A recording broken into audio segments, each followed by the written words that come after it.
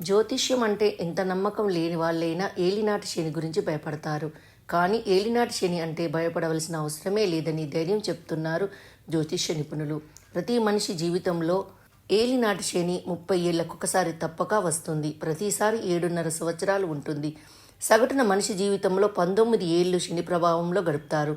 శనిని అస్సలు తిట్టుకోవాల్సిన అవసరమే లేదు. ఎందుకంటే శని ఆయుకారకుడు. శని మందుడు కనుక తలపెట్టిన పనులను ఆలస్యం చేస్తాడు, కానీ అసలు కాకుండా చెయ్యడు. వివాహాలు, ప్రమోషన్లు, ఏ శుభకార్యాలైనా కేవలం శని మూలంగా ఆగవు. అవి కావటం లేదంటే శనే కాకుండా జాతకములో ఇంకా వేరే గ్రహ ప్రభావాలు కూడా ఉన్నట్టు.